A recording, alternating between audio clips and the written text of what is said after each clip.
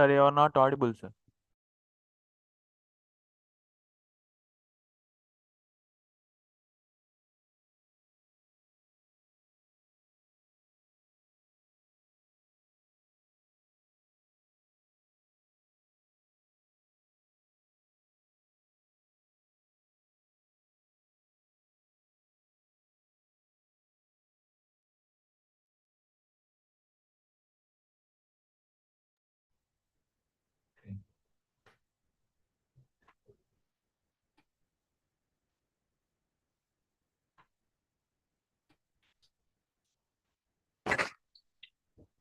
Yeah, thank you. Good morning, everyone. Hope I am audible now. Yes, sir. Yeah, thank you.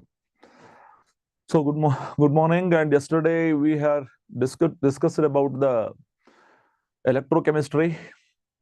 Electrochemistry basically can be divided into three parts, right? One is galvanic cell, in which electrical energy is produced at the cost of chemical energy, or conversion of chemical energy into electrical energy takes place.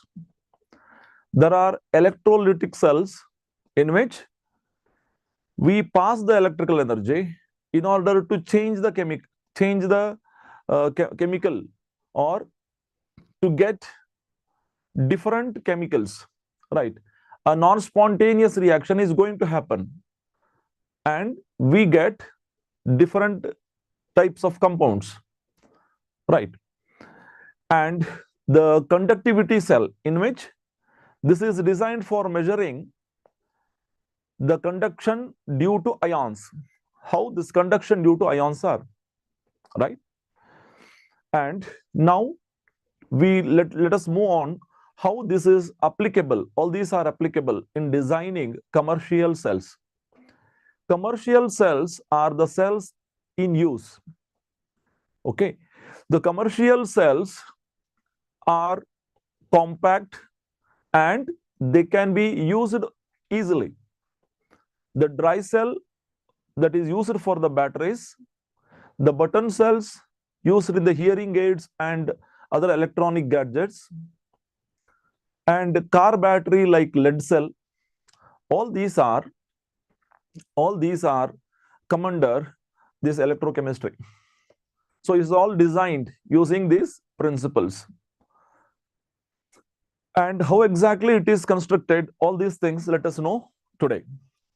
So commercial cells, there are some cells which should be used and cannot be used after some days.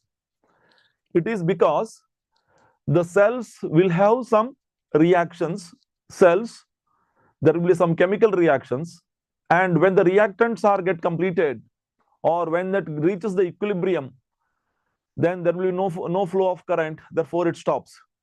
Dry cell, button cells are of that type. Okay, they are called primary cells.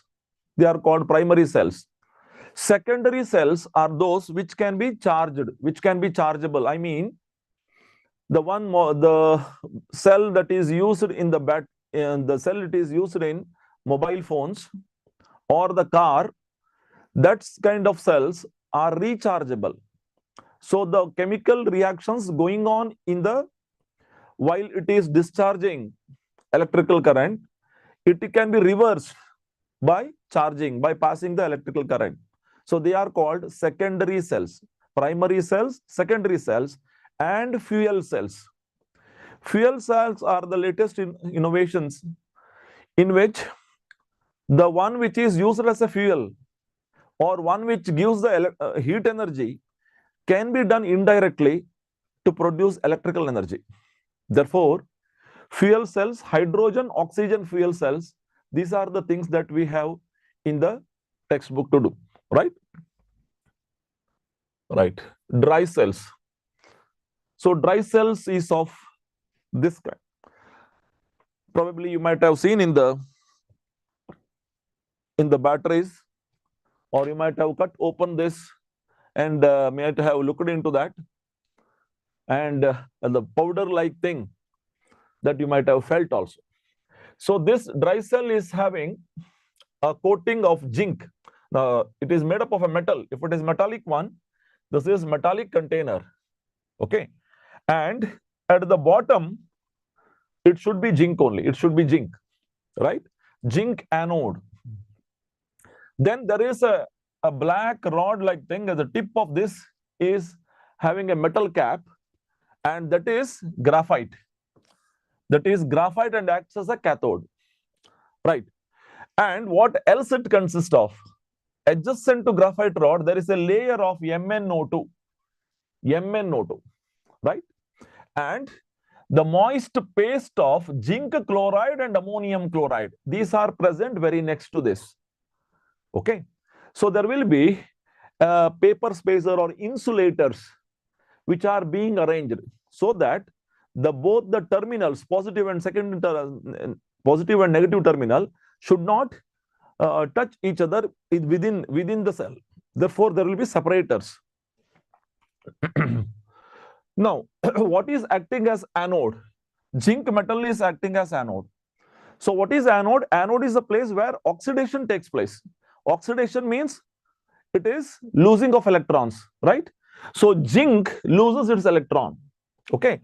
So if you put an electrical wire from here and another wire from here and you want to glow, okay, this bulb will glow when it is touched. So the zinc is one which sends electron and acts as an anode, right? And the MnO2, the paste MnO2 and the carbon paste, okay, next to the carbon rod, it is cathode. And electrolyte is ammonium chloride and zinc chloride, ammonium chloride and zinc chloride paste. This is acting as an electrolyte. These are the very important things to remember in the commercial cells. Construction of this drawing and what is this? And what are the cell equations? So zinc undergo oxidation. Zinc undergo oxidation in the sense zinc forms zinc 2 plus ion, 2 electrons. Loss of electron is oxidation. Okay. So you have to remember loss of electron is oxidation. Gain of electron is reduction. Liozer, you may remember this so that without confusion you can recall. Loss of electron, oxidation, gain of electron, reduction. Liozer. Okay, remember in this way. Anode. And what is the reaction of the cathode? Reaction at the cathode is ammonium ion from ammonium chloride, ammonium ion, and MnO2, they react together, gain 2 electrons to give Mn2O3 and NH3 plus H2O. So this is a complete reaction. This is the half reactions at cathode, half reaction at cathode. Right. Now, which species is undergoing oxidation and which species is undergoing reduction is the point to remember here. So zinc is forming zinc 2 plus ion. Increase in oxidation state is oxidation. Therefore, it is undergoing oxidation, and anode is where the oxidation takes place. Right. So which species is reduced here at cathode? Which species is reduced at the cathode? See here, MnO2, manganese is in the plus 4 oxidation state, and in Mn2O3 it is in plus 3 oxidation state, and therefore it is reduced. The reduction in the oxidation state is reduction process. Okay, reduction, getting less of oxidation state is reduction process. Okay, now the overall reaction is as follows. Now the question comes here. The question is, the ammonia is being obtained. Ammonia is a gas, right? Will the dry cell burst because of the evolved gas NH3? Okay, so this NH3 is not kept as a gas. It will not remain as a gas. It will react with the zinc 2 plus ion and forms a complex. Zinc 2 plus ion and forms a complex. Thereby, it remains as a solid. Therefore, the cell is not get bursted, right? Okay, now let us come to this mercury cell or button cell. Okay, so cut of the picture of this button cell is here. right? So now what is cathode? Okay, cathode is a steel cap which is there here. Cathode is a steel cap. You can see at the top, right? And the anode, this whole metal or the bottom of that, okay, it is also in the bottom of the button cell. It is acting as anode. That is a zinc can. We can say this zinc can container. Okay. Now there is an insulation. There is an insulation which do not make the contact of cathode and anode directly, right? And what this consisting of inside? Inside it consisting of zinc hydroxide, mercury oxide, and KOH. Electrolyte is KOH. So in the basic medium, OH minus ion should be available for the reactions. What are the cell reactions that is going to take place? Right. Here, zinc is producing zinc ion or zinc oxide. Zinc is undergoing oxidation. Zinc oxide, in which zinc is present in the +2 oxidation state. +2 oxidation state. Therefore, zinc has oxidized with 0 oxidation state to +2 oxidation state. Now, this happens in the presence of OH minus ion. This is important here. So, difference between that dry cell, there also zinc is producing zinc 2 plus ion, but zinc 2 plus ion is helpful in formation of a complex with ammonia. But here, zinc in the presence of zinc oxide, it forms a solid zinc oxide. Zinc in the presence of hydroxide ion, it forms solid zinc oxide, right? So it loses 2 electrons, therefore it is oxidation, takes place at anode. Cathode, mercury oxide. Okay, cathode is having mercury oxide. Here mercury oxide is there available. Mercury oxide in the presence of water gives mercury and OH minus ion.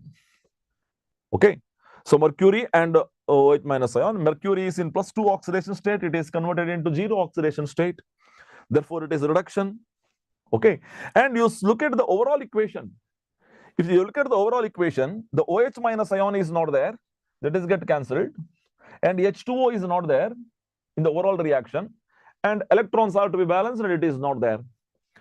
It will not be there in any equation. Electrons should not be it is a product or a reactant in any equation. Electrons should be balanced. Now, zinc in amalgam, ZnHg, amalgam with HgO, will give zinc oxide and mercury.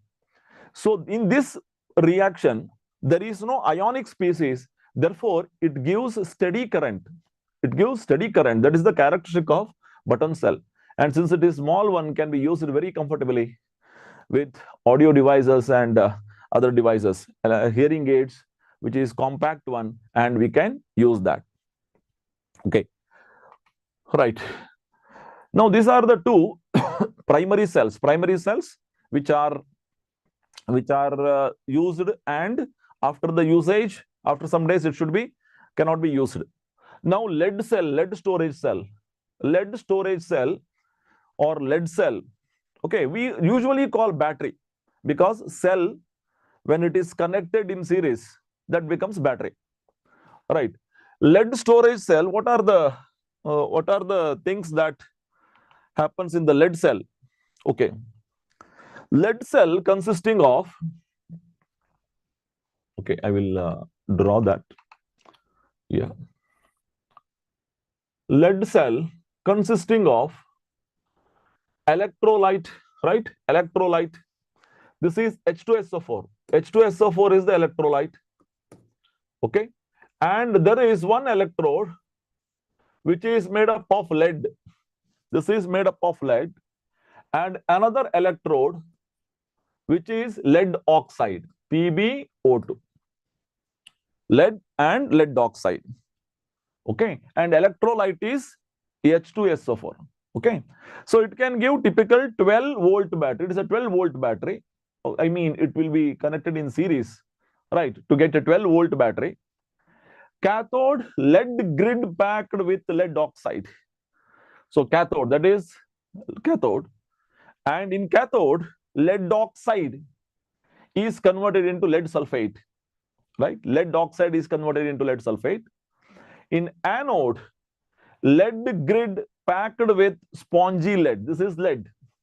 Okay, This is anode, negative sign, negative polarity. This is positive polarity. Okay.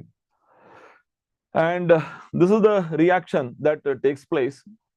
And electrolyte is 38% by mass sulfuric acid. Okay.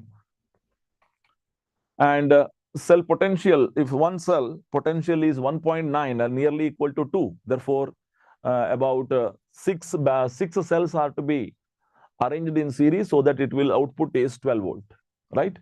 Okay. Now these equations, okay, once again we'll see at anode. What are the reactions? Anode, lead undergo oxidation. It forms lead sulfate. Lead sulfate means it is in the +2 oxidation state, therefore 2 electrons are lost. For formation of lead sulfate, you need sulfate ion, right? Sulfate ion. Okay, this is the way you can write easily. So lead will give lead sulfate, right? So this is a charge here. This is a charge, should not be written here. This is understood. Okay. Right. Now, at cathode, so at anode, this is the oxidation. At cathode, okay, this is lead oxide, this is PbO2 in the presence of H plus ion and sulfate ion, both. This also is converted into lead sulfate. This also converted into lead sulfate, right? So here Pb is in +4 oxidation state. It is converted into +2 oxidation state. +4 to +2 is reduction. So cathode reduction is occurring. Now once it is produced lead sulfate, you are going to get H2O. Okay, with the electrons, with number of electrons. Okay, so it is to be balanced, and then the overall equation is to be written. Okay, so you can find here. Okay, lead oxide equation is being written first, and then, okay, hope it is understood, right? So once the density of the sulfuric acid goes down when it is being used. Sulfuric acid is being used up when it is discharging. Whenever it is discharging, the sulfuric acid is going to be used up, and after some time it needs charging. Okay, charging gives the reverse reaction, exactly the reverse reaction. Lead sulfate, both are converted into lead sulfate, and the one which is converted into lead sulfate will become lead. And another polarity, it is the lead sulfate connected, lead sulfate will become lead oxide, right? Okay, this is the construction. So here the equation also is there. You can see this is the one cell, another cell, 3 cells. So 3 cells are there here, right? 3 cells together can give 2 + 2 + 2, 6. 2 + 2 + 2, 6 volts it can give, right? Right. So this is the overall reaction, and the reverse reaction takes place when it is discharged, when it is charged. Okay. Lead sulfate taking electrons will become lead. Lead sulfate, which is connected to negative terminal of the battery because it has to gain electron. The lead sulfate connected to positive terminal of the external battery or external source from which you are charging. Then lead sulfate here will lose electron and form lead oxide. Okay, the reverse reaction takes place accordingly. The polarity of the external source, it depends. Right. Okay. Now another secondary cell is a nickel cadmium cell, rechargeable cell, right? So you can find, if you cut open and see, there will be plates of metallic plates. Okay. So many metallic plates will be there, and in between there will be electrolytes, dry electrolytes many a time. Okay, paste kind of thing will be there. There will be separators, and okay, it is a rechargeable, and 1.3 volt will be given. Electrolyte is NiOOH, right? So it is a nickel hydroxide, right? So what is occurring in anode? Anode contains cadmium solid, which will be converted into cadmium hydroxide. Again, oxidation of cadmium taking place, okay, in the presence of OH minus ion. So there is cadmium as anode, right, and nickel hydroxide as the another nickel hydroxide is an cathode. Nickel hydroxide is cathode. Both are solids, right? Nickel hydroxide is also solid, right? So the paste will be there. The paste of KOH will be there in between, and NiOOH is going to, again, nickel hydroxide is of it's a typical nature. NiOOH is in the plus 3 oxidation state. It is now in the plus 2 oxidation state. Therefore, nickel is undergoing reduction. Nickel in particular undergoing reduction. Okay. So this is a rechargeable cell, nickel cadmium cell. Right. Now coming to the fuel cell. Fuel cells, we might have not seen that because it is not commercially come to the market, right? It needs some preheating, right? So astronauts have used this because the product of H2O2 fuel cell is water, and they can use that water for drinking there. Okay. And fuel cells, the fuels like methane, methanol, H2 can be used here, which react to, okay, which can be used there, and electrolyte is hot aqueous KOH solution, right? How the construction is, let us see.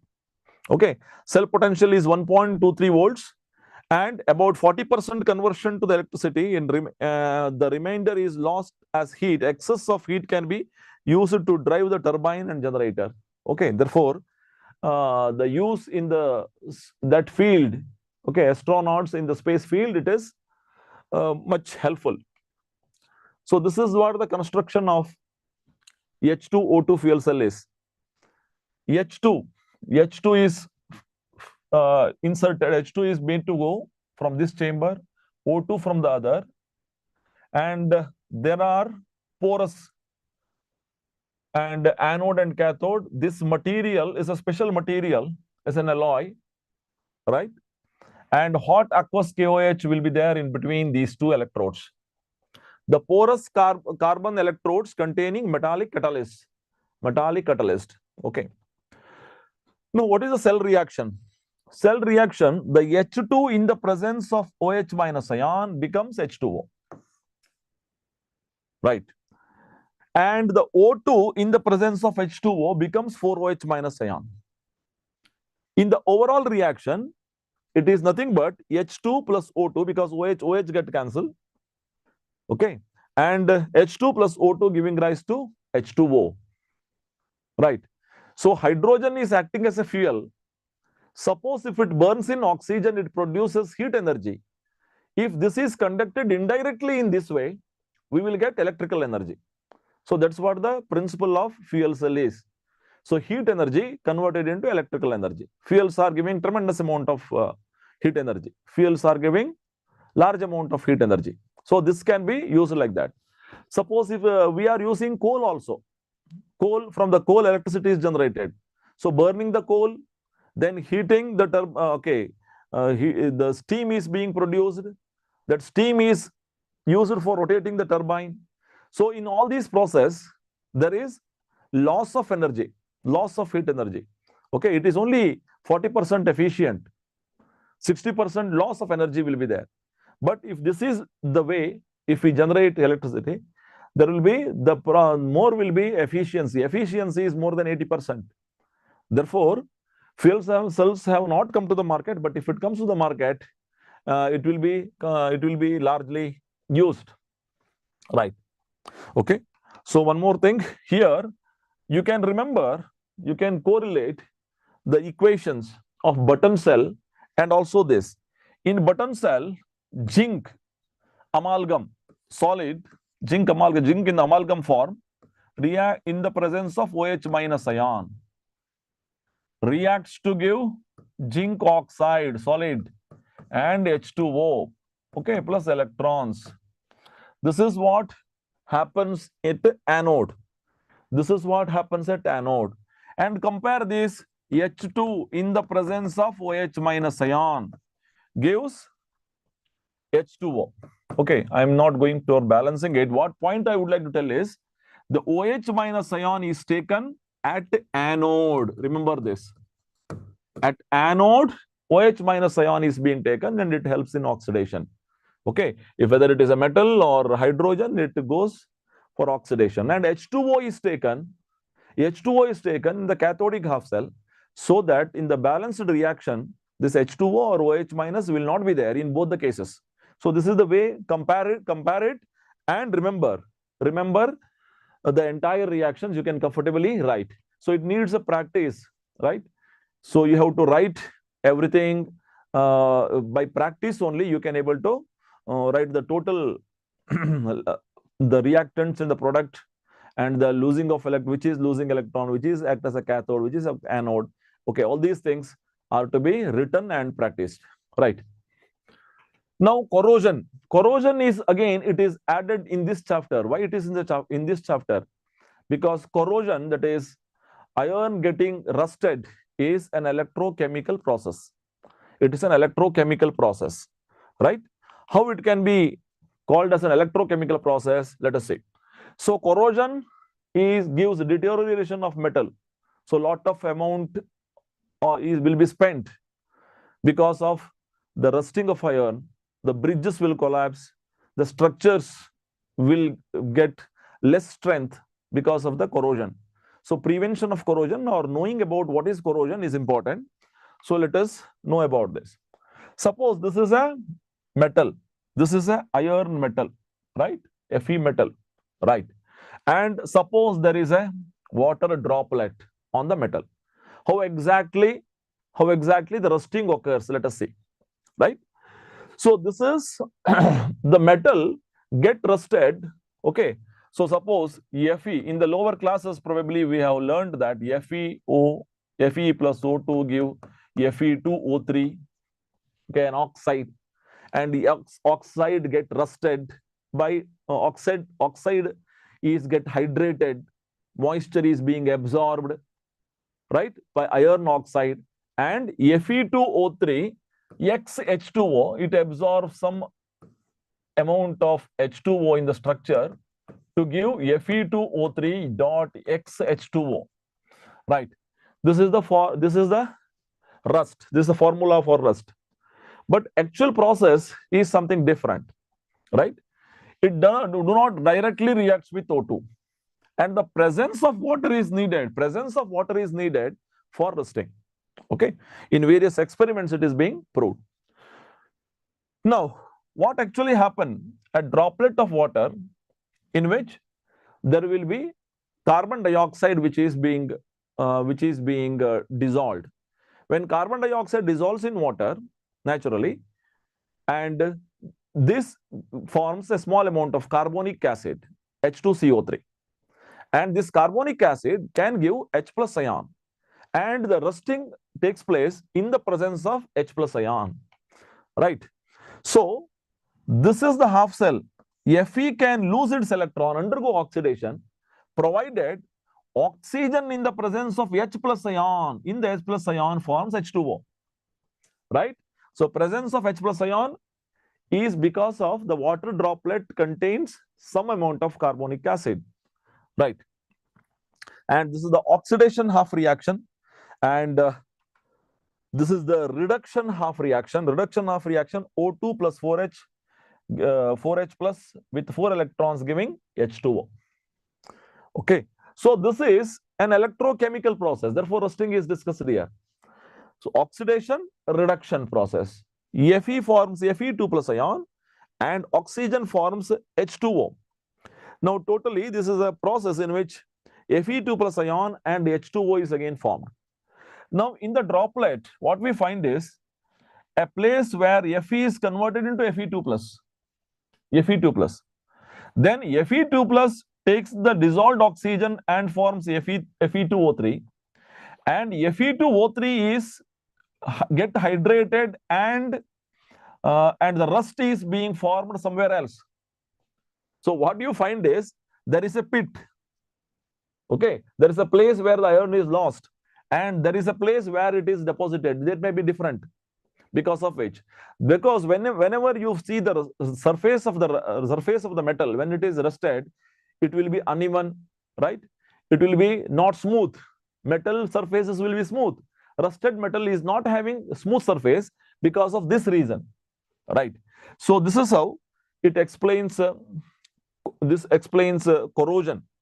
It is being taken in this chapter, right? How to prevent the corrosion? Probably this point is discussed from the class 10th or 9th level. So it is by galvanizing, okay, giving the paint of zinc oxide, right? Zinc metal, liquid zinc metal is pasted so that zinc forms oxide rather than protecting the iron, right? That is galvanizing, protective coating. And another is cathodic protection. So it is something unusual. I mean, if water pipe is there at the beneath of the earth, beneath, it is irrigation purpose. Suppose if you are using an iron one, then it is likely to be get rusted because it gets moisture, right? And if it is to be protected on the surface, you can keep a magnesium block and give a connection with a wire. Magnesium block, okay, block of magnesium metal, and give electrical connection. Electrical means wire connection to the pipe, so that pipe is protected. So why it is so? Because magnesium is stronger metal. It gives electron because prior to the iron, because more reactive than iron.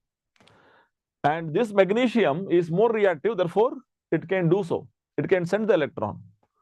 Therefore, you have to change the magnesium, which is converted into magnesium oxide later when all the magnesium is get used up, right? So this kind of protection is called cathodic protection, sacrificial protection. Okay, it undergo oxidation itself. It sacrifices for the iron, protecting iron. It sacrifices itself, right? Okay. Now this is electroplating is another one which is being used there. Okay, these are the few important points in the electrochemistry chapter, right? So electrochemistry chapter, and we will just check. We will have a quick look into the various questions that can be asked, or objective type questions we will do, right?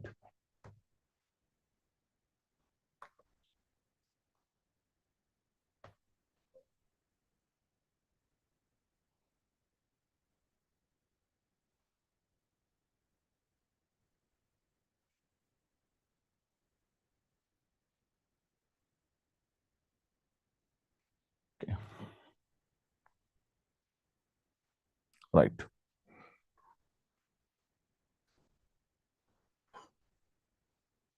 Oh, God.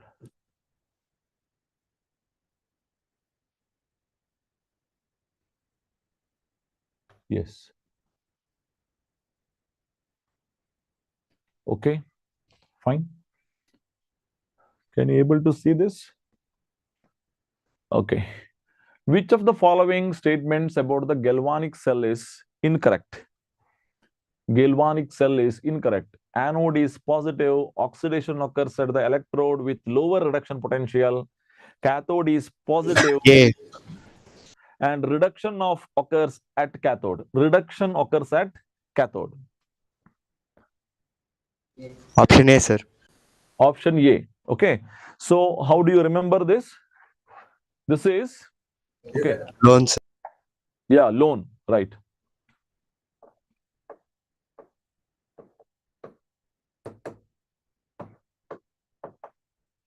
Okay.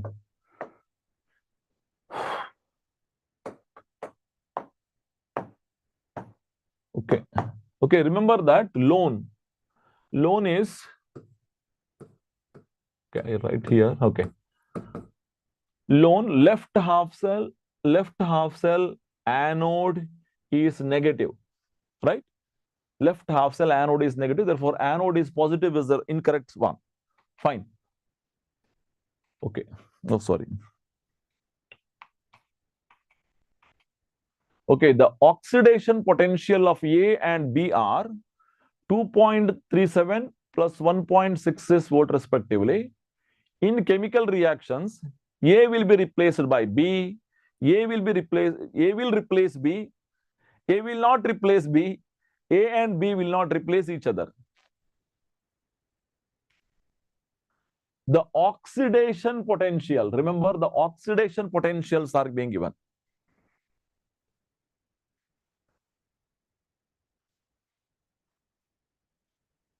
So A has 2.37 and B has 1.66, right? A has greater oxidation potential, means A is a stronger metal. Always to indicate the Yes, sir. strength of the metal, right? Strength of the metal, oxidation potential is to be compared. This is the point that I told yesterday and apply here. So A will replace B. A will be replaced by B. A will not replace B. A and B will not replace each other. So what should be the answer? So it is A will replace B because A is the strong metal. Okay. A is the strong metal which replace B plus ion, I mean here. Okay. A will replace B. Okay. A will replace B. A is a stronger one.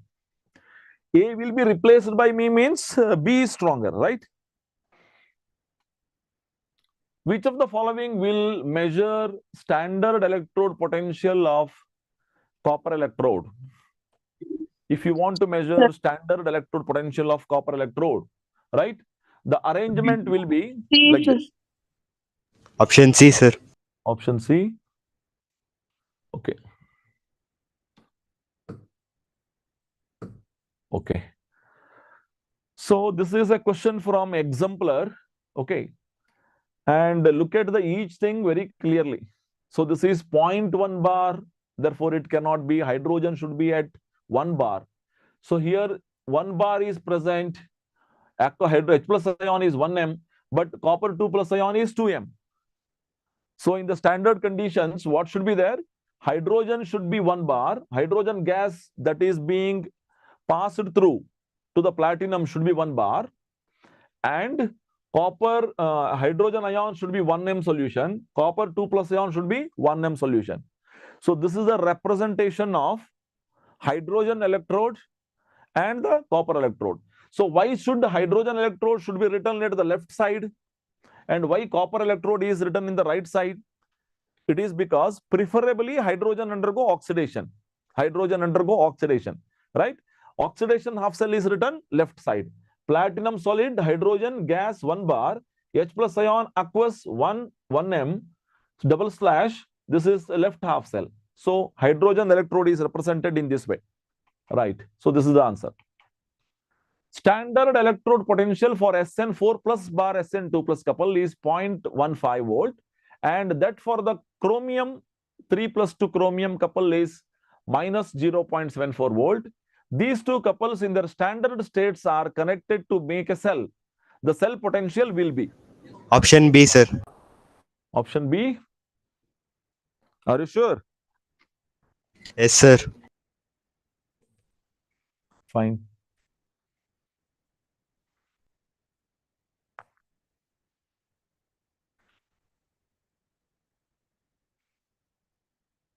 Option B, sir.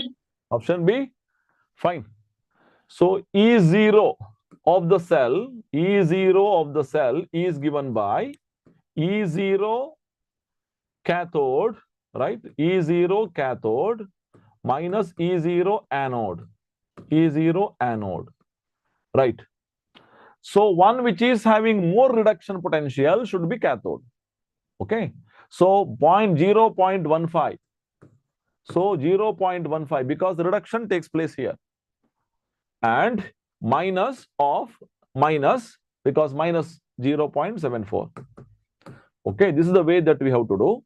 0.15 plus 0.74. This is 0.89.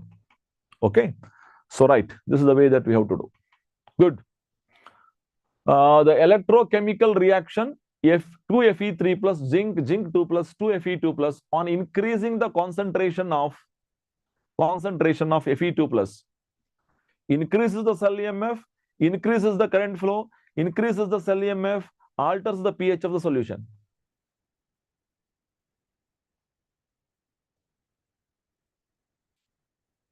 Decreases the cell EMF. Third one Decreases the is cell. Option C, sir.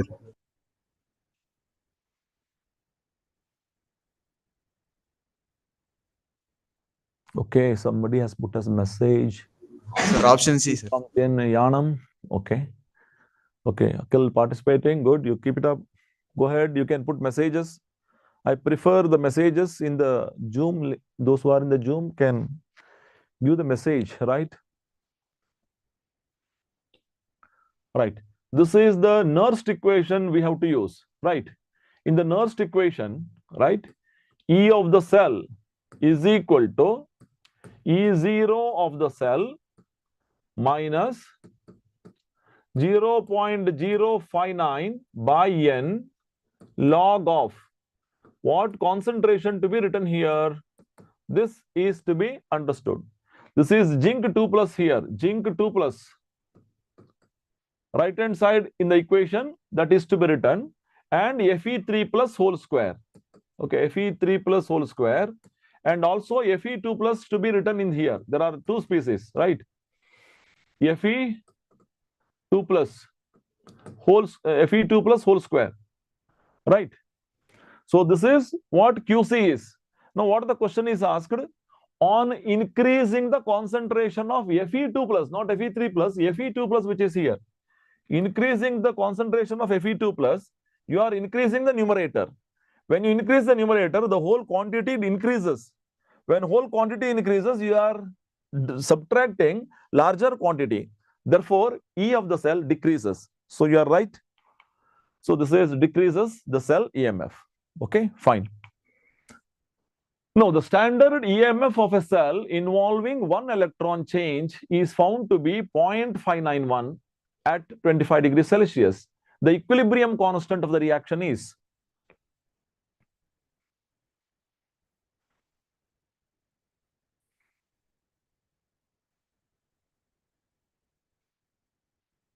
E0 of the cell is being given. Look at this. E0 of the cell. E0 of the cell is 0.591. Right. At 25 degrees Celsius. The equilibrium constant is equilibrium constant Kc. You are asked. What is the relationship between equilibrium constant Option and A, sir. Option A. Okay. Let me just write the relationship. It is a typical question, but since you have done correctly, probably I will just tell you. This E0 of the cell is equal to, right, 0.0591 by N log of Kc. This is the relationship. This is the relationship. Once you able to recall this relationship, then only you can proceed. E0 of the cell, this is the cell, is 0.591. This is 0.591. And the number of electrons involving one electron change, it is being given here. One electron change. Look at this. One electron change. Therefore, 0.0591 by 1 log of Kc. Log of Kc. Now, it is only the thing that we have to do is log of Kc is equal to 0.591 divided by 0.0591. So the calculations are easy only. This will be 10. Right. 0.0591. If you divide it, it will be 10. Log of Kc is 10. How to find out Kc? Kc is Nt log of 10. Nt log of 10. So Nt log of 10 is, see, Nt log, whenever you want to see Nt log of a number, okay, this is 10.00. You have to take like this, 10.00. This characteristic will be the power of the 10. So you have to write it in the science, you have to write it in the scientific notation. the number 0.000 antilog is 1. That is 1 into 10 to the power. What number you have to write? This is nothing but the whole number which is being present there. Okay, characteristic what is there. Okay, therefore this 10 will be the power of it. Therefore 1 into 10 to the power 10. C is the right answer. Okay. Conductivity of 0.1 m HNO3 is 6.3 into 10 to the power minus 2 per ohm per centimeter. The molar conductance of the solution is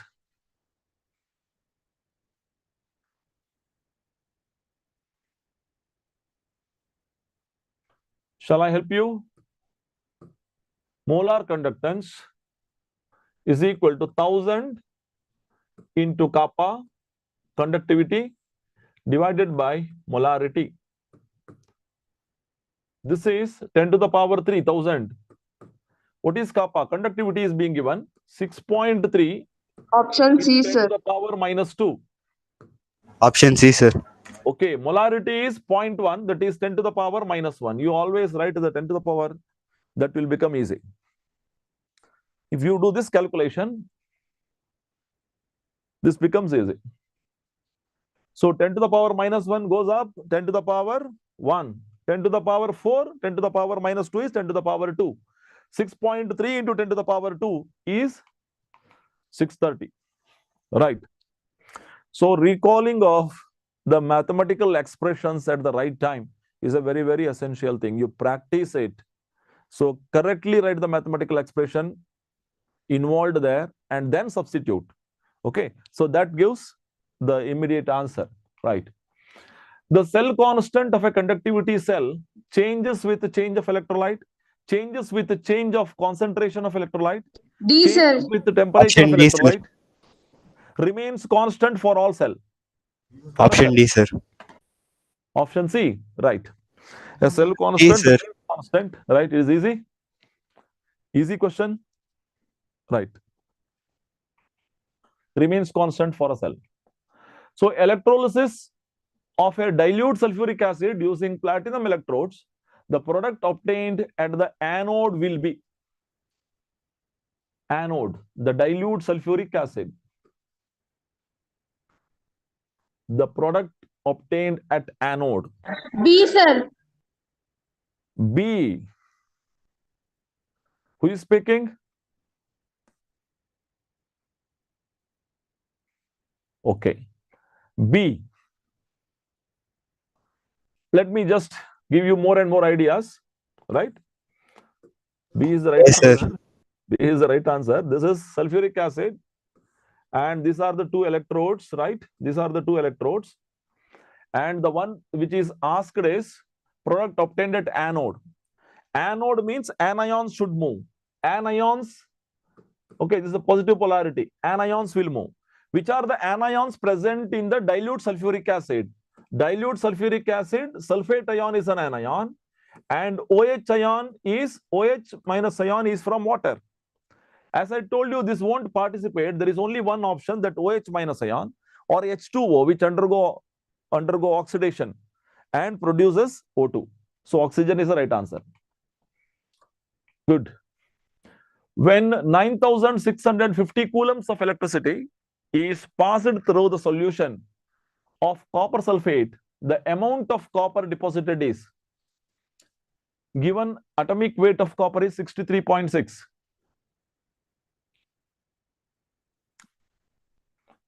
It is not too hard question to calculate. You can try.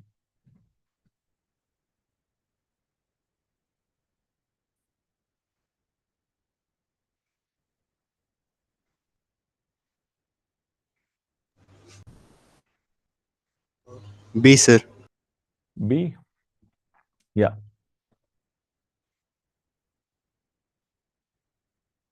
So this is M is equal to ZIT. Okay, M is equal to ZIT. This is the first law of Faraday's. Okay, Faraday's first law of electrolysis. Z is the electrochemical equivalent, right? Now, you want to know how much the amount of copper deposited, the M is to be calculated. It B, is sir. about copper sulfate, that is copper 2 plus ion. How to find out the Z value electrochemical equivalent? Electrochemical equivalent is the amount that is obtained, of the mass deposited when 1 mole of 1 ampere of current is passed through 1 second. So this can be mathematically done in this way. This is atomic mass or molar mass, you can say 63.66 grams, and the charge is 2, charge on the ion is 2, and this is 96,500. Okay, so when 2 Faraday charge, you will get 63.6, and if you divide it by 2, you will get when 1 mole of electrons move, or when and if you multiply by 96,500 will give you when 1 coulomb of charge is passed through. So when 1 coulomb of charge is passed through, how much is being obtained is obtained by this way. Now IT value is being given 99,650. INT, coulombs of charges. Okay, this many coulombs are passed. Therefore, product of this is being given. Now the calculation is easy only, right? Okay, so 10 will remain here, 10. Okay, so 20 or 63.6 divided by 20, that will give the answer 3.18. Okay, okay, right. So those who have told 3.18, you can give 4 marks, right? Those who have another answer can reduce 1 mark. Okay, so you evaluate. Electrolysis of fused NaCl will give. The electrolysis of fused NaCl will give.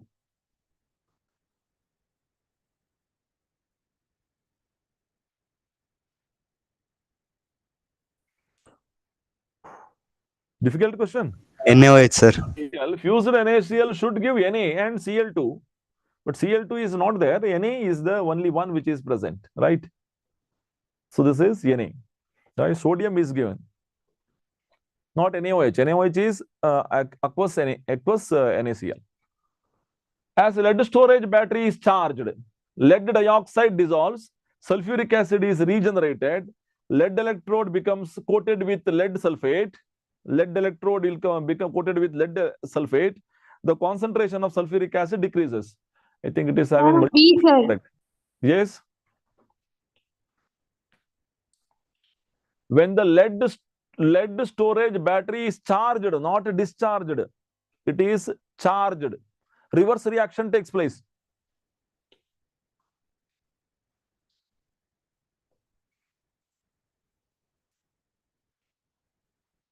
Sir, B. B. Yeah. B is the right answer because in the cell, when it is discharging, it uses H2SO4, right? It uses H2SO4 when it is discharging, giving electrical current. But when it is charged, that sulfuric acid will be regenerated. Sulfuric acid is regenerated. So this is the right answer. Fine. So which of the following batteries cannot be reused? Which of the following batteries cannot be reused? C, sir. Okay.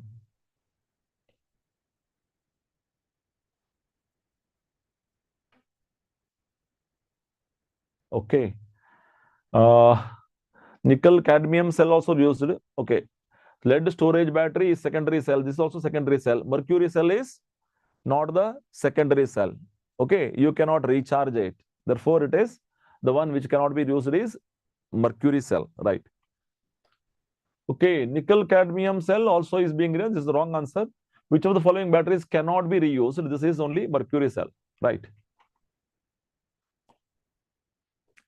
C is the right answer. Those who are told C is the correct answer. Right. Which device converts chemical energy of a spontaneous redox reaction into electrical D, energy? sir. Device converts chemical energy into spontaneous chemical energy into chemical energy of a spontaneous redox reaction. So this is, what is the answer? D, sir. B. converts chemical energy of a D, spontaneous sir. Option D. reaction into electrical energy. Electrical energy is generated. Please understand the question. It is electrical energy that is generated. So it should be an electrochemical cell, right? So it can be a galvanic cell or Daniell cell, right? Both are there. Galvanic cell, Daniell cell is zinc copper cell. His special name is Daniell cell, right? Therefore, both A and B is the okay. Galvanic cell and Daniell cell, both A and C. Yeah, both A and C. Yeah, both A and C are the right answers. Which device converts? Okay, over. The current is passed through the two cells connected in series. The first cell contains XNO3 thrice, and the second cell contains YNO3 twice. The relative atomic masses of X and Y are in the ratio of 1:2. What will be the ratio of liberated mass of X and Y?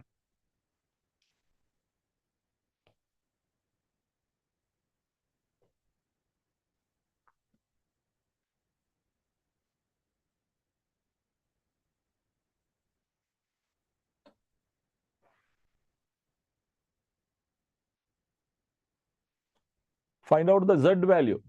The relative atomic masses of X and Y are in the ratio 1:2. The ratio of Z value. How do you find out Z value? Z is atomic mass. Okay. So case of X and Y. Z value, the atomic mass of this is 1, say. This is in the ratio 1:2, right? 1:2. And the charge here is X is 3 into 96,500. Okay. Atomic mass, the ratio we are going to take it actually. Okay. And this is charge of Y is 2 because YNO3 twice is 2 is the charge into 96,500. Now find out the ratio.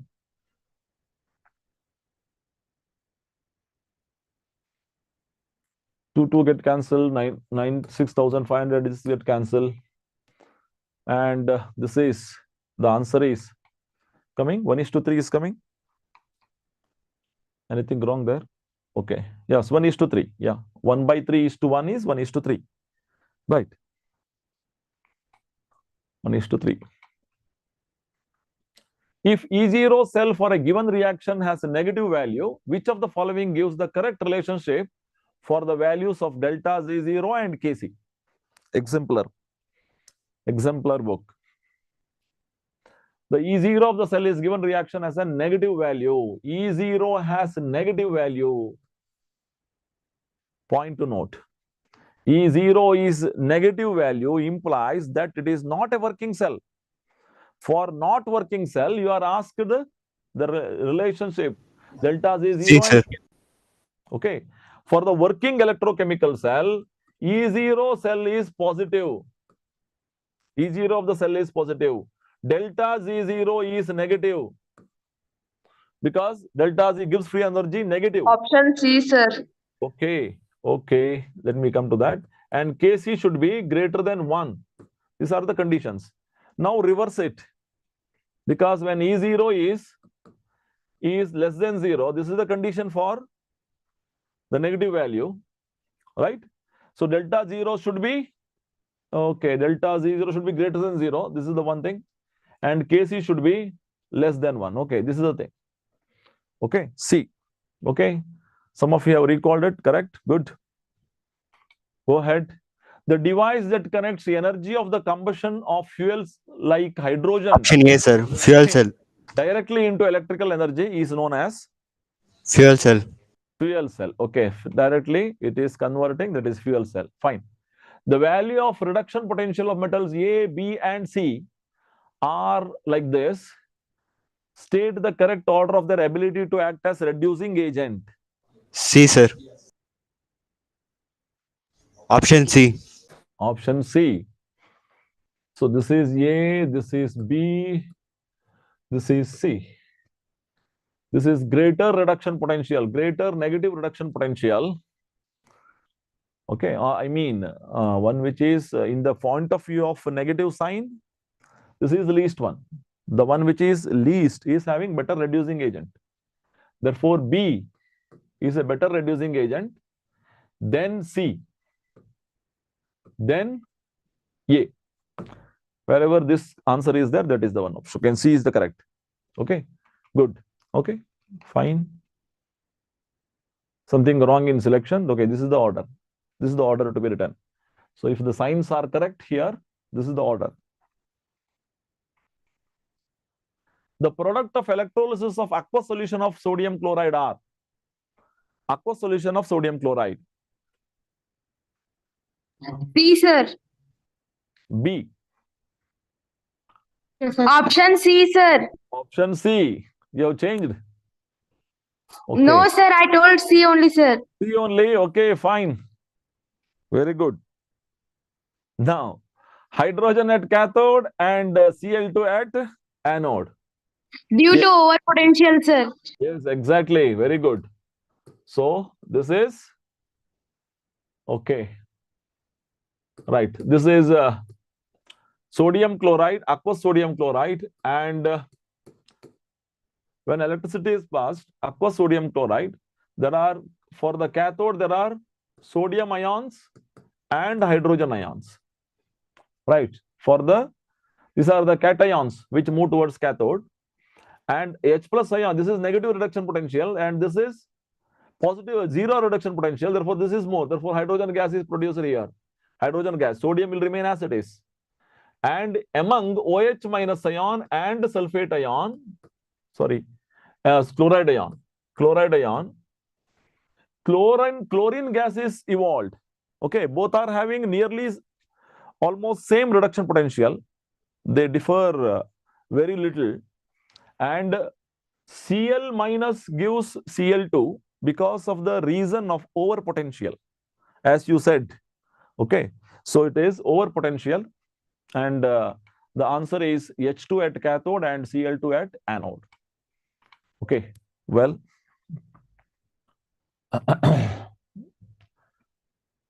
Okay, fine. These are all the points that should be understood, right?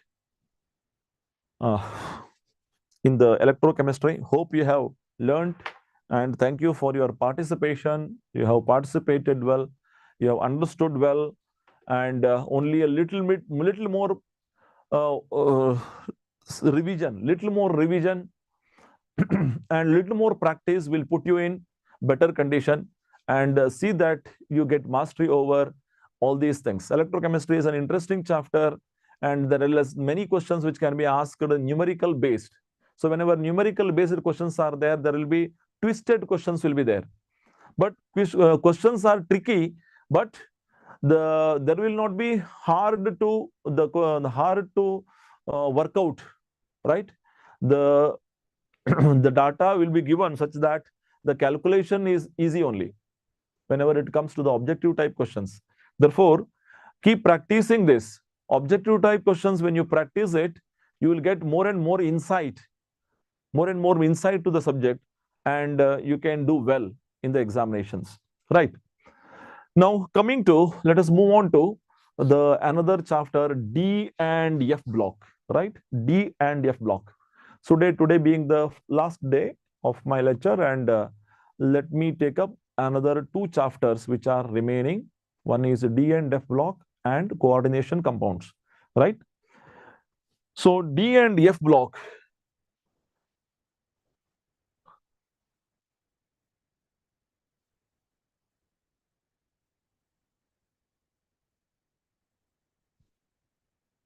Okay. So D and F block elements. So these are the two blocks of the modern periodic table. Okay, in the modern periodic table, these two are present, and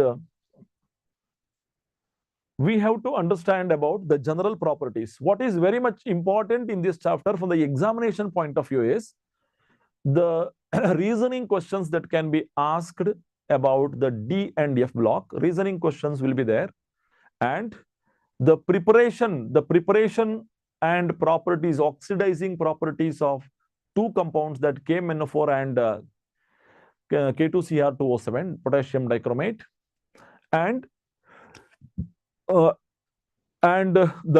the lanthanoids and actinoids, the most question asked is from the lanthanoid contraction. Okay, so this will be the usual questions in the examination. Now you should have the practice of, okay,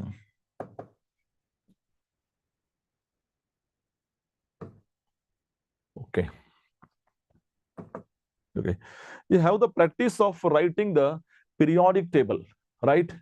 Practice of writing the periodic table. I will give the rough idea how it can be. Okay, this is first group, okay, second group, right?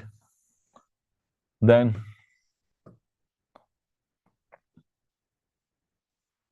okay, so this is how the modern periodic table looks like. This is the place for hydrogen, and this is the place for helium, right? Helium. And there will be two more periods before coming to the transition elements, right? So this is 1 and 2 group, this is another group, and here we have 2 rows which are kept outside this table. They are F block elements. These 2 rows belongs to F block elements, and all the elements which are there sandwiched between these 2 are the D block elements. D block, this is D block.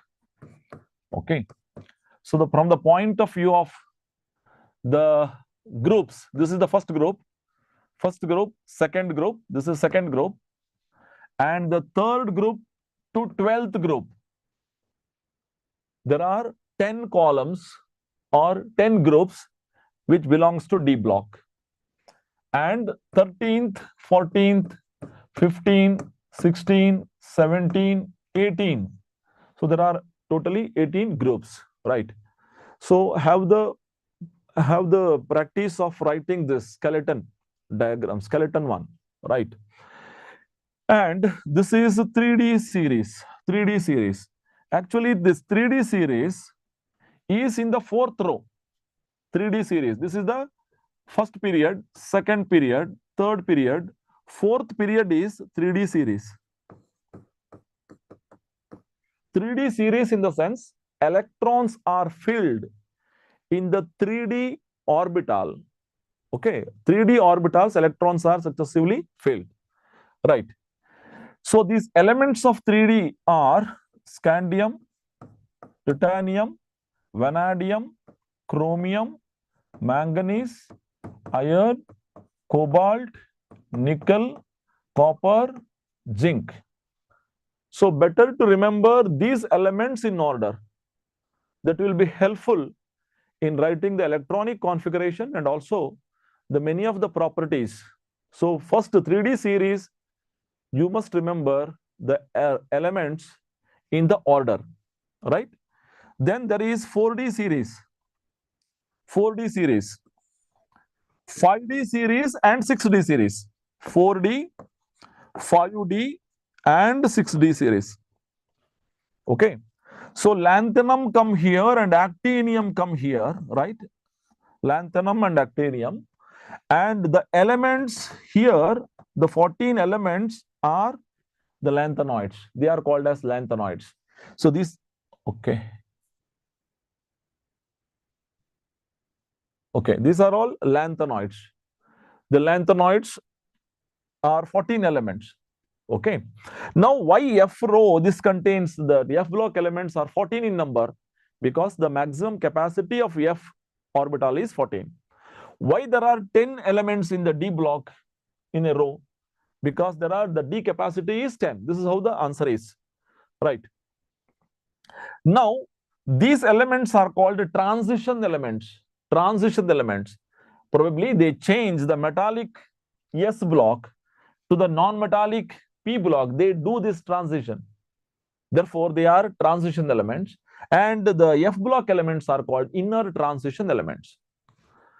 Here in the 12th, there is zinc, cadmium, and mercury. They have filled orbitals.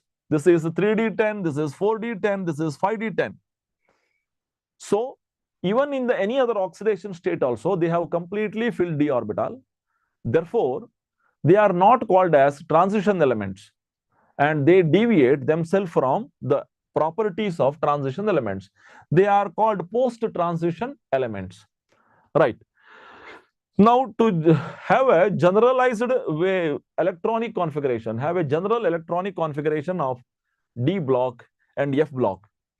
General electronic configuration is the n-1, the penultimate shell is being filled, D and ns, these orbitals are being used. The outer orbital is S shell, but the inner orbital is D shell.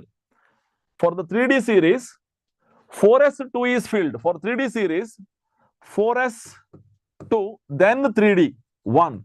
So this is the electronic configuration of scandium, right? 4s2, 3D, 1. Therefore, this is ns2.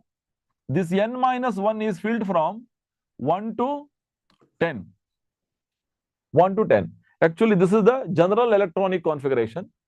But there are few cases like chromium and copper.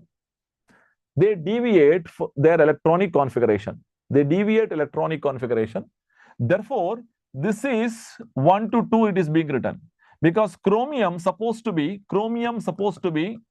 argon core, after argon core, 3d4, 4s2. In order to get half-filled stability, chromium will form 3d5, 4s1. Therefore, S may have one electron also. Therefore, it is written 1 to 2. n-1, D 1 to 10, ns 1 to 2 is the electronic configuration of, general electronic configuration of the D block elements. Now coming to the F block elements, general electronic configuration is n-2f, and sometime it uses n-1d and ns. These are the orbitals which are being used by F block elements. So ns2, this is being filled. After filling ns2, this is n-2f is being filled. Afabo principle, you can check with Afabo principle. So actually this should be 1 to 14. n-2, 1 to 14. Sometime in order to get half-filled stability, that is 7 electrons, or full-filled stability, it will push an electron to the n-1, therefore n-1d. It is supposed to be 0, but it will vary from 0 to 1 because of pushing of electrons to the d orbitals, right? So these are the general electronic configuration that you have to understand from the skeleton, and the various other things that I will explain you in the next particular slides, right? Okay, D block elements in the periodic table belongs to the group 3 to 12, right? And elements, last electron enters the d orbital. Because electron enters to the d orbital, they are being called like that. D block elements lie between S and P block elements. Okay, so we'll see the transition series, general electronic configuration, general characteristics of these transition elements. D block consisting of 4 transition series. As I told you, 3D series. It starts from scandium to zinc. Scandium to zinc. 4D series, yttrium to cadmium. Yttrium to cadmium, 39 to 48 atomic number. Then 5D series, lanthanum. Lanthanum afterwards, again the transition elements, inner transition elements, and hafnium to mercury. Hafnium to mercury. All this belongs to 5D series. Okay, 5D series. That is the third transition series. So fourth transition series contain actinium to rutherfordium to californium. I think it is so. Cn it is not completed. This last year it is being named 112. Okay. Copernicium. This is copernicium. Cn is copernicium, right? So this is the skeleton picture. This is the picture of modern periodic table, right? So this is alkali metals. They are called alkaline earth metals. Transition elements. This is the post-transition elements. Okay. Noble gases. These are all noble gases. These are halogens, right? Semi-metals. Okay. Metalloids are sometimes called semi-metals. Okay. And this is lanthanoids and these are actinoids. This is the periodic table. And third B, this is all being named from the, okay, these are all again is being named also in the, to remember the Mendeleev's periodic table is the first attempt. Therefore, it is also being given like that. 1A, 2A, and it starts from 3B. 3B to, okay, 1B, 2B, and 3B here. Okay. So it is, don't get confused here, right? And 1A, 2A, 3A to 7A here. They were all the elements of the elements of the groups formed by Mendeleev. Okay, who is called father of periodic table, right? Okay, transition elements, all the elements, right? Scandium, titanium, vanadium, chromium, manganese, iron, cobalt, nickel, copper, zinc, and yttrium, zirconium, and hafnium. Sometimes we use these words, zirconium and hafnium. They are having same atomic radius because of the lanthanoid contraction. So you should remember where the position is. Yttrium, next element is zirconium. Okay, this is lanthanum, supposed to be lanthanum. Lanthanum next is hafnium. Hafnium, zirconium will have almost same atomic radius. See the atomic number 40 and this is 72. One is having atomic number 40, which is having 40 protons, and another is 72. Even though it is so much bigger one it should be, but they are having same atomic radius because of the lanthanoid contraction attributed to that. So almost these elements and these elements, the 4D series and 5D series elements have the same atomic radius. They resemble in their atomic radius almost same because of the lanthanoid contraction. Okay, so these elements, rutherfordium, dubnium, seaborgium, borium, these are all the name of the scientist. Okay, this is being filled in the last 2 years. This row is being filled now, right? They are all radioactive. Therefore, chemically, they are not that important. Now, transition element which has partially filled D shell in the ground state, most common oxidation states are known as transition elements. All D block elements are not transition elements, but all transition elements are D block elements. Okay, so this is how it is to be understood. D block elements are not transition elements. Okay, therefore, zinc, cadmium, mercury are D block elements, but not transition elements. That's the meaning. Transition elements have partially filled D subshell in the ground state or most common oxidation state. Zinc, cadmium, mercury is not considered as transition elements because of this reason. As I told you, this is a general electronic configuration. N-1 D 1 to 10, Ns 1 to 2. Right. So scandium 4s2, 3d1, 4s2, 3d2, 4s2, 3d3 in this way. So the anomaly is chromium and the copper. For getting half-filled stability to getting full-filled stability, they have this electronic configuration. So atomic radius and atomic size, melting point and ionization enthalpy. So let us quickly look into this. Okay, oxidation state, standard electrode potentials, how do they vary and the reasons thereof, right? So what are the reasons which are given in the book, or what is to be considered, I will tell you about it, okay?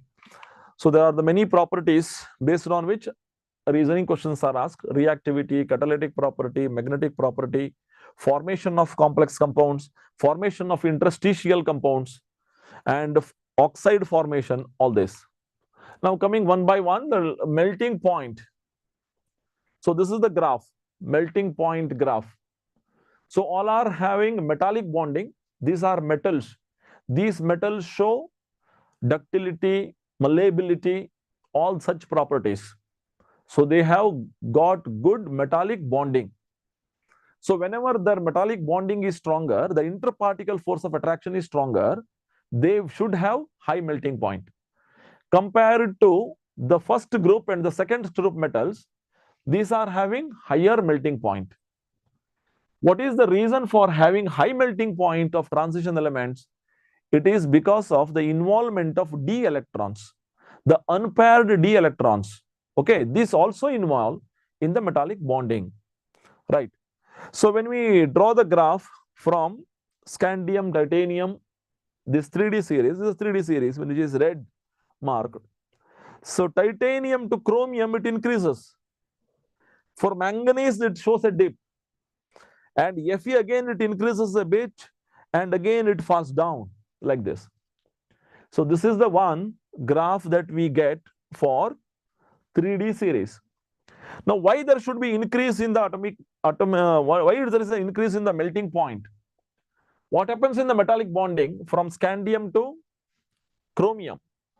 When you take scandium, this electronic configuration is, this is 3D1 4s2, right? So with argon core, okay, I am taking only the 3D point of view. There is one electron in the 3D, one electron in the 3D orbital. Okay, so these electrons and these electrons are involved in metallic bonding. So metallic bonding is enhanced by the unpaired electrons. Unpaired electrons.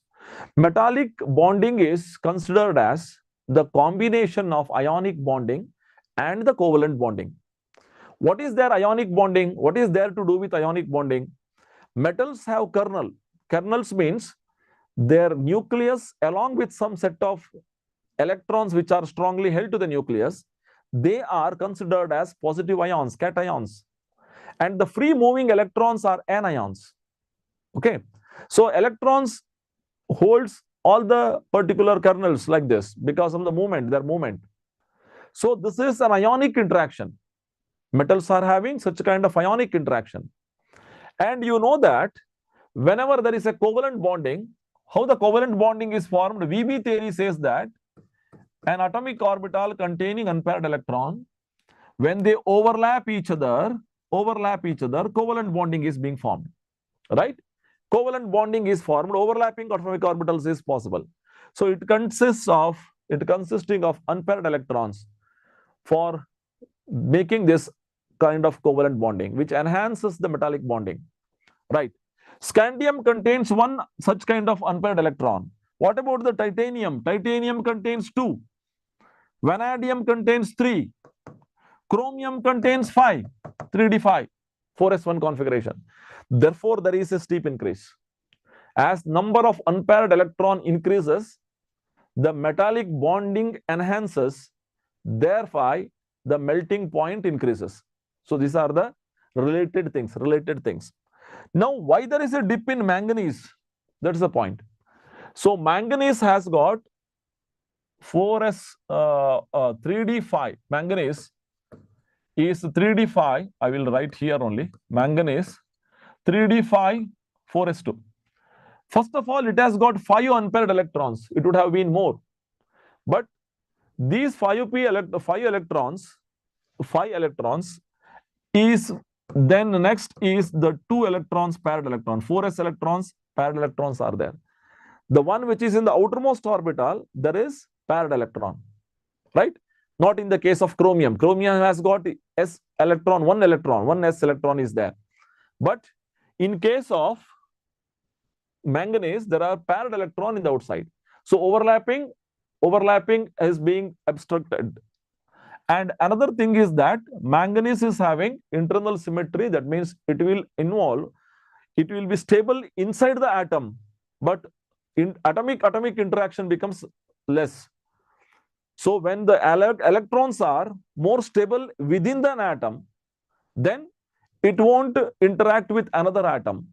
That is the reason why it shows dip. And why there is a decrease afterwards? Why there is a decrease afterwards? As the number of unpaired electrons goes on decreasing, the melting point also decreases, right? So melting point and enthalpy of atomization, both should be compared. Both should be compared in the same way, because enthalpy of atomization means the energy needed for the metallic atom to convert it into gaseous phase. When the atom is present in the metallic bonding, okay, you either convert it into liquid or you convert it into gas. You are breaking the metallic bonding, right? In the both process, you are breaking the metallic bonding. So the strength of the metallic bonding, if it decreases, strength of the metallic bonding is more, then you need more energy. So therefore, melting point is high, enthalpy of atomization is also high. The question is why the transition elements are having high enthalpy of atomization. The answer is, so the metallic bonding is enhanced by the unpaired electrons. Therefore, commonly speaking, transition elements are having high enthalpy of atomization, or they are having high melting point, right? Okay, so generally it is high. Melting point and boiling point are generally high. I consolidate. D Sir, block elements. D block elements have large number of unpaired electrons. excuse me, sir. Yes, please. Sir, 5D series are having more melting point as compared to 4D series, sir. Why? Yeah. Okay. Coming back to this. Okay, I have not taken up this. So 3D series, 4D series. Okay, 3D series is over, 4D series and 5D series. Okay. So as you know that there is again another force called van der Waals force of attraction. The van der Waals force of attraction is because of the mass or the size, right? Size won't differ much because of the contraction and all these things. But the mass increases, okay, the mass increases, that van der Waals force of attraction also increases. So metallic bonding is again another enhancement of the metallic bonding by the van der Waals force of attraction. Therefore, 4D series and 5D series, naturally they are having more of nucleons for an atom. Therefore, as I told you, the differences in the atomic number, same way, the atomic number is increasing more and more because of the presence of F block elements in between, and therefore it increases, right? But the same Thank you, reason, sir. right? Pardon me? No, sir, I was just saying thank you. Okay, fine. Okay, so this is how the thing is, and we find that chromium, molybdenum, and tungsten are found to be having more melting point because of they are having all unpaired electrons, right? All unpaired electron, even the d orbital and even in s orbital. Okay, fine. Okay, the specific cases. Exceptionally, zinc, cadmium, mercury have low melting point and boiling point. What could be the reason for this? Zinc, cadmium, mercury. Mercury is existing in the liquid form, right? No unpaired electrons. Okay, there's no unpaired electrons. Yes, that is the answer. Fine. So magnesium, technetium have abnormally low melting point. So there is no reason in the sense they have got the S electron is being filled. Even though they are having unpaired electrons, 5 unpaired electron, their S is being filled by 2.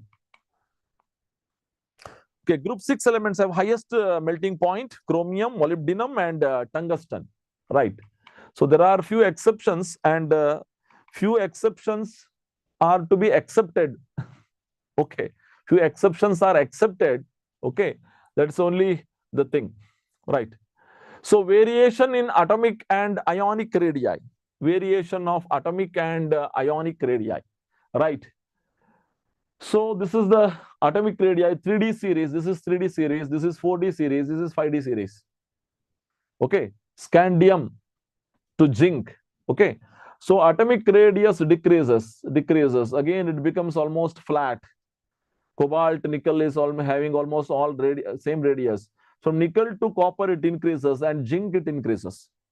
Again, increases. This is how we find exactly the atomic radius. And as usually in any row of the periodic table, from left to right when we move, the atomic radius should decrease. So what is the reason for this? The reason is the effective nuclear charge increases, number of nucleons increases, but the electrons are filled in the Electronegativity same of an shell. atom. Electrons are filled in the same shell, and because of that the distance will remain same, but number of nucleons increases, therefore the reduction in the size will be more. Attraction of protons and electrons should take place, therefore the size decreases. But here again, here there is a little increased. The reason for the increase here is the increase of the atomic radius is attributed to electron repulsion. When an orbital is going to be filled completely, so there starts repulsion. Okay, so the 11th electron repelled completely, therefore it will go to the another orbital. Okay, therefore 10 is the capacity, 10 is the maximum capacity. So repulsion starts from nickel and to the zinc. Okay, 3d8 d8 and d10 configuration, therefore it increases. So same kind of trend is observed in 4d and 5d series of elements. And another thing that you have to notice is this gap is very less here.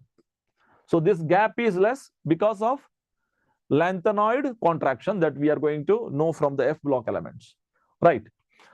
So the points to note is atomic size decreases left to right, increases at the end of the series. 4d and 5d series have almost same size due to the lanthanoid contraction. These are the points to know. Now coming to ionization energy. Okay, what is ionization energy? Energy required for removal of the electron from the gaseous atom. The electron which is loosely connected in an atom, loosely held to the atom, whichever may be the electron which is loosely held.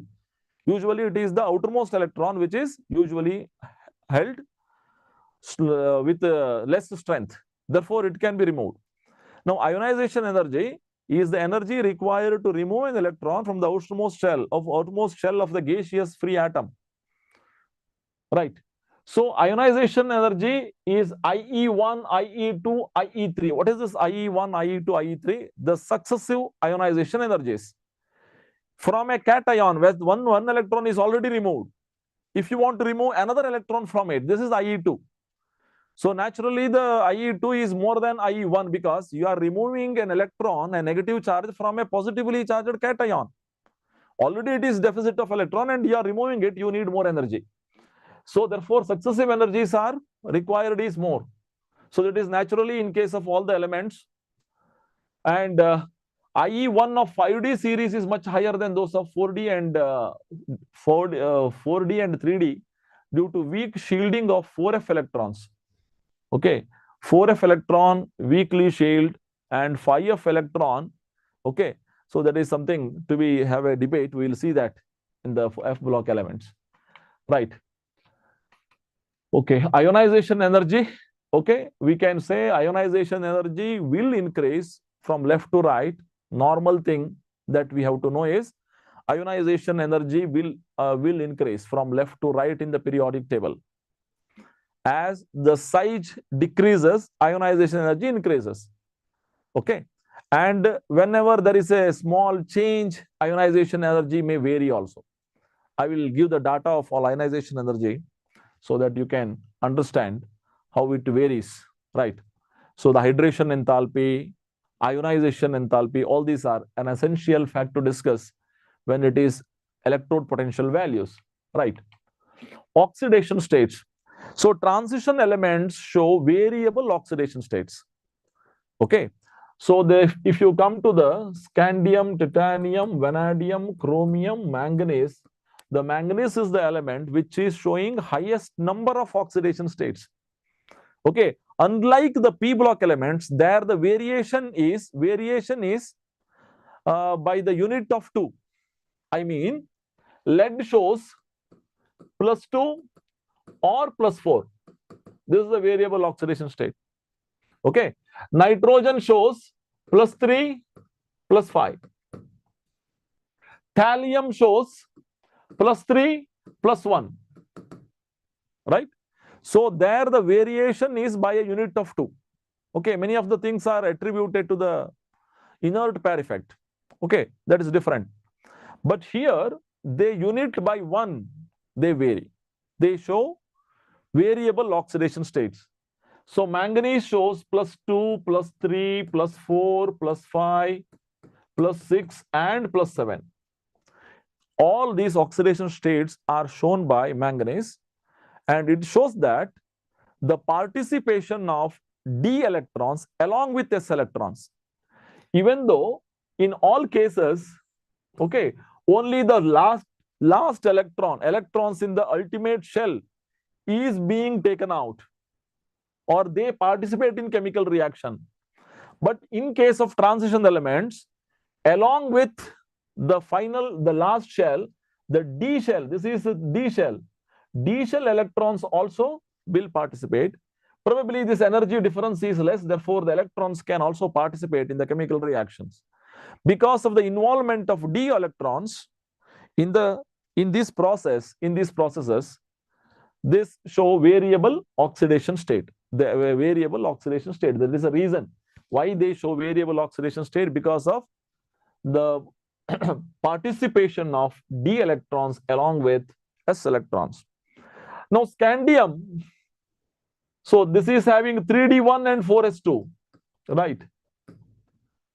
So it should show +2 oxidation state by the leave of 2 electrons and +3 oxidation state. But it shows only +3 oxidation state. Scandium, all sorts of scandium are +3 only. Okay, for that there is no reason for it. So why it is only this? Because probably these are all only one electron is present, and this energy difference is very little. Or when you remove one electron, the energy difference becomes still lesser. Okay, therefore participation will become easy, right? And number of oxidation states decreases from manganese to okay, we'll look into that. From when we come from manganese to zinc, right? So number of oxidation state is directly proportional to the unpaired electrons because of this, right? Manganese show all oxidation state from +2 to +7. Okay, these are the two things I have told. This is the page from your textbook. Scandium shows +3 and zinc shows +2. Copper shows unexpectedly +1. Unexpectedly +1. Okay, unexpectedly in the sense it is having 3d10 and 4s1, therefore it can lose one electron, but chromium do not show that. That is what I told, right? Copper shows +1 and +2, but the +2 is more stable in aqueous solution. +2 is much more stable in the aqueous solution. Okay, and these are the different oxidation states, right? And number of oxidation state increases as d electrons increases and all that. Fine.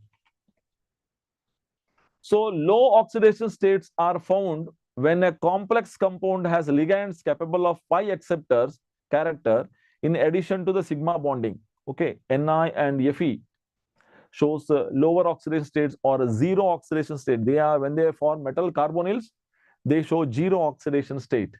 Okay, so pi acceptor, whenever pi acceptor is there, they show lower oxidation state. Okay, this is a point for the transition elements, right? For the coordination compounds, when it is forming coordination compound, I will come to that. Now, values of electrode potential depends upon the enthalpy of atomization, sum of ionization enthalpies, and hydration enthalpy. Okay, so whenever you want to compare the electrode potential values, so these three are to be considered. So whenever you want to compare the electrode potential values, what you are actually comparing, a metal kept its own ionic solution. This is what electrode potential value is, right? So you want to know whether the metal or metal ion or in the aqueous state of it, so which is responsible for the reactivity, or which is stable and which is unstable. So all these are understood from the electrode potential values. Okay, now there is metal, sorry. Okay, now metal is in the form of solid. This is to be converted into metal gaseous state. For any reactivity, the atoms which are participating in the chemical reaction, so atoms are to be separated. Say we are separating the atoms first.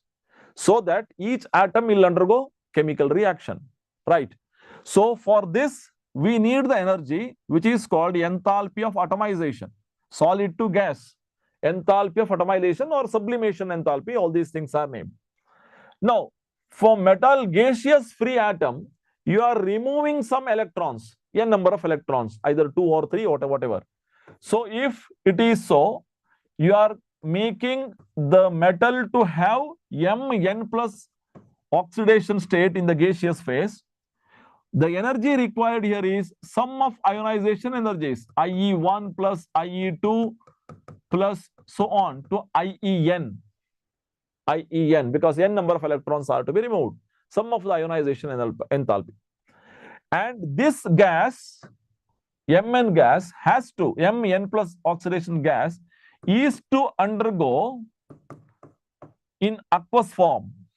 It has to go into the aqueous form.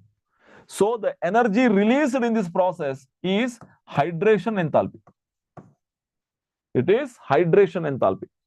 So all these enthalpies are involved when we talk about the standard electrode potential of the metal. Okay. So sometimes some atom is favored by enthalpy of atomization, some atom is favored by hydration enthalpy, and ionization enthalpy may vary. Because of these things, there is an irregular trend, or it increases, but electrode potential value increases, but there is an irregular trend. Let us see. Okay. Okay. What is the point that we have to know here?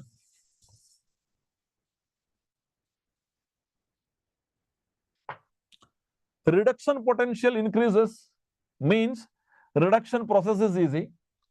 When the reduction process is easy, it is an oxidizing nature is more. Okay, its oxidizing nature is more. If it is reduction potential is more, then the reduction is easy. It undergo reduction more easily, and it is a better oxidizing agent. Reduction potential is less, oxidation is easy. Oxidation is easy, and therefore it is a best reducing agent. So this trend will tell you about the reduction potentials have directly linked with these things. So reduction potential is directly proportional to enthalpy of atomization. Reduction potential, enthalpy of atomization is more, then more will be the reduction potential. Ionization enthalpy, but it is inversely related to hydration enthalpy. Energy is released in the process in hydration enthalpy, because attraction, energy is released, right? So this separation, because we are separating something, electrons are separated here. Here the atoms are separated. We need energy. We need to give the energy. So they are directly proportional, right? Due to the positive electrode potential, copper does not liberate hydrogen gas from acids. Positive electrode potential, hydrogen is less. Hydrogen is only one element in this which is having less electrode potential. I mean, positive electrode potential, positive reduction potential, I can say, positive reduction potential.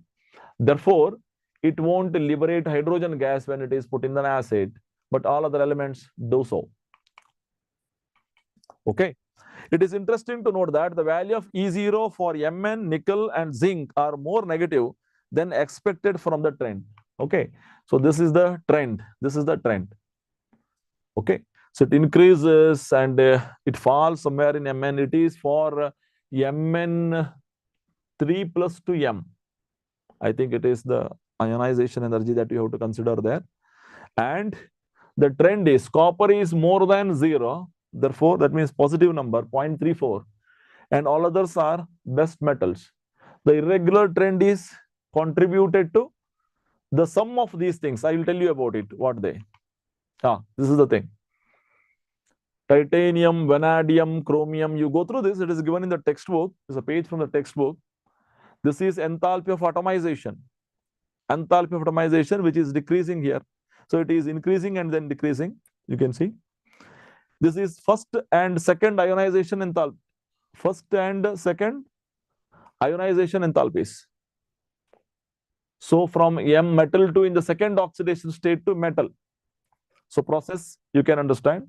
This is hydration enthalpy, all negative. All are negative. Okay. So this is electrode potential value. Okay. So electrode potential value only this, it is 0.34. All other elements are negative. So these are related, and because of which they show the trend, that kind of trend. This energy involvement is different, right? Now coming to the reactivity. Though the transition elements are sufficient electropositive, yet they are not very reactive because of their high heat of sublimation, high ionization energy. Okay, because of these two things, they are less reactive. So less reactive to what? When you compare less reactive to what? Less reactive to the metals of first and second group. First and second groups are enough large. Okay, atomic size is more. And because of the large, they are having the greater atomic radius, electrons are loosely held and can be removed easily.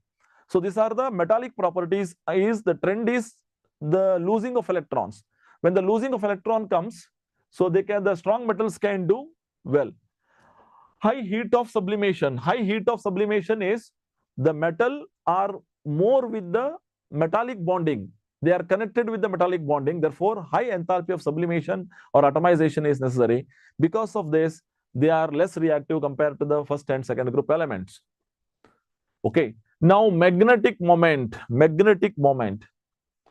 So the elements are classified as paramagnetic and diamagnetic. Those which are paramagnetic is attracted by the external field, right? So the paramagnetic substances are attracted by the magnetic field, and that is because of the unpaired electrons, presence of the unpaired electron. What unpaired electron has to do with? So whenever an electron is spinning, okay, is a charged species, spinning generate a magnetic field. A charged species, because it is rotating, it generates a magnetic field, right? So if it is only one electron, okay, if it is clockwise spinning, and this is the direction of the magnetic field, and this will be having magnetic field, therefore it attracted by the magnetic field. Suppose there are two electrons. If the two electrons are present, if this electron revolves, rotates clockwise, this will be anti-clockwise, right? So the magnetic field generated by another electron will be opposite to this. Therefore, we write like this, opposite. So magnetic field generated by one electron is cancelled by the magnetic field affected by the other. Therefore, the substance will become diamagnetic. So if there is paired electron, it becomes diamagnetic. Yes. So paramagnetic is weakly attracted, and ferromagnetic, there are ferromagnetic substances also. They are strongly attracted. This is because of the microscopic region and internal structure. Okay, we talk about paramagnetism and diamagnetism. Okay, more. Okay. Okay. So substances which are attracted by the magnetic field. Okay, we'll see.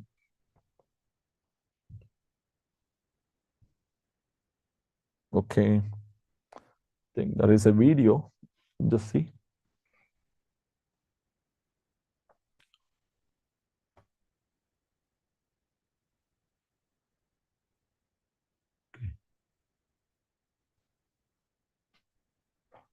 So look at the video. We are talking about transition elements. Okay. So the magnetic substances may be paramagnetic or diamagnetic. And okay, so whenever you want to find the paramagnetic behavior, diamagnetic behavior, this arrangement or the keeping the substance in the between the magnets can be done. So they have unpaired electrons. Because of the unpaired electrons, they show this paramagnetic and diamagnetic substances. So zinc and copper, they are completely filled, right? So these are diamagnetic substances. So largely these transition elements are paramagnetic. Okay. So as I told you, the spinning of electron and the direction of rotation. These are the two things which generate the magnetic field. Okay. This orbital angular momentum, right? So, but this is contributing more towards magnetic field. Okay. It is observed that magnetic moment, the spin of the unpaired electrons, magnetic moment is due to the spin of the electrons rotating in its own axis. So the magnetic moment can be calculated by using formula mu is equal to root of n into n plus 2, where n is number of unpaired electrons. When number of unpaired electron increases, the magnetic moment increases. Okay, this magnetic moment is measured in Bohr's magneton. So when n is equal to 1, for example, scandium, it has got 1.73 Bohr's magneton. When n is equal to 2, like that you can able to calculate, right? Okay, these are ferromagnetic substances, right? So that is because of internally in small microscopic regions, their magnetic moment can be aligned in one direction. Then it becomes a ferromagnetic substances. Okay. Therefore, when you rub a magnet, rub a iron or cobalt and nickel with a magnet, it becomes a magnet. The iron becomes a magnet.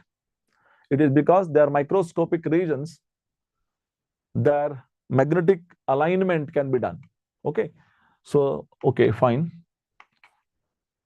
So, colored ions, the another property is transition elements show formation of colored ions. So there are various ions which are colored. Scandium 3+ is colorless and titanium 4+ is colorless. But you can see titanium 3+, vanadium 4+, vanadium 3+, vanadium 2+. Okay, all these are colored. All these are colored, right? So you have seen the popular one is copper 2+ blue. Okay, cobalt blue pink, and ferrous is green, pale green, ferric is yellow or brown. Okay, and again zinc salts are colorless. So you find the colored compounds and colorless compounds. So what is the reason for colored compounds? These ions are showing colored compounds because of DD transition. Okay, in the coordination compounds, you have seen that these orbitals, d orbitals, degenerate orbitals, dxy, dyz, dxz, dx square minus y square, dz square. These are the orientations that orbitals are showing. This orientations is disturbed, or this is splitted into two sets while octahedral compound is being formed. Okay, so the electrons from the lower set of orbitals can be jumped into the higher orbital by absorbing energy. So this difference between these two is called crystal field stabilization energy, CFSE. Okay, delta octahedral. Okay, so the amount of energy required for making these electrons to jump, if it is from the visible region, then that particular compound will be colored. And the complementary color, what is being absorbed, the complementary color of Vibgyor, complementary color of the Vibgyor, I mean, out of 7 colors, if one is absorbed, the observed color is the complementary color, combination of other 6 colors. So this is how the compounds show the color. And this region, this is from the visible region, therefore they are colored. This is what we can say. A compound forms compounds are colored, it is because of the technical term that you have to write is DD transition. DD transition. This is electron jumping from here to here is DD transition. Right. Most of the transition metal compounds are colored both in solid state and aqueous state. Generally, atoms and ions have unpaired electrons. Due to DD transition, they produce colored compounds. Okay. So these are the, okay, when the electron is here, when the H nu, that is light, is absorbed, this electron has jumped. This is DD transition. This is called as DD transition, right? So I talked about complementary color. Okay. So this is the VIB-Gyor, right? All the 7 colors. If this region is being absorbed, okay, then the other region it is being shown. This region it is being shown. This mixture of color is seen by the eye as pale blue. So the pale blue of copper sulfate, this is the reason. This is because of this thing, right? Okay. So let us check the video, right?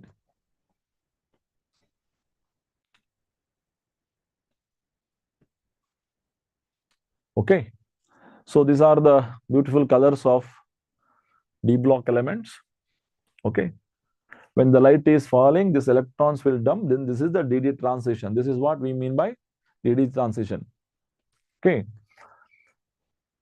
So metal and ligand, by the approach of ligands, metal, the degenerate orbitals split. Okay. So this should be having lower energy. Of course, it is being shown. This is splitted energy. Okay. dx square minus y square and dz square are more disturbed when octahedral complex is formed. Then dxy, dyz and dxz, because these orbitals are along in the between the axes. They are moving in between the axes. When the octahedral complexes formation is there, they have to come from all 6 axes. Therefore, those which are orbitals in the axis are disturbed more, right? So the electrons will move. Because of that, the color is okay. Absorbed radiation and transmitted radiation. The transmitted radiation is complementary color, showing complementary color. This is okay. Next to that is complementary. Okay. So this is artist wheel, right? Okay. Sorry. Right.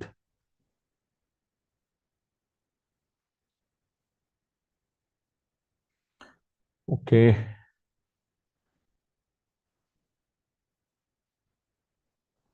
Fine.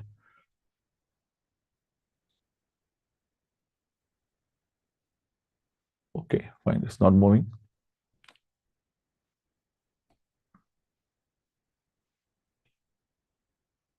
Yeah, this is artist wheel. So the absorbed and complementary color are being depicted. Okay, you can make that particular thing and put it in the chemistry lab so that you can able to see what is the complementary color, right? If this is absorbed, that is the color obtained. Okay, it's available, right? Complex formation. This is another thing. The transition elements show complex formation, right? So I think it is already getting time. We will look into the this complex formation, how the complex is being formed, and why these transition elements form complexes, and the questions based on all these things we'll discuss in the next part of the lecture. Okay. Till then, see you. Thank you.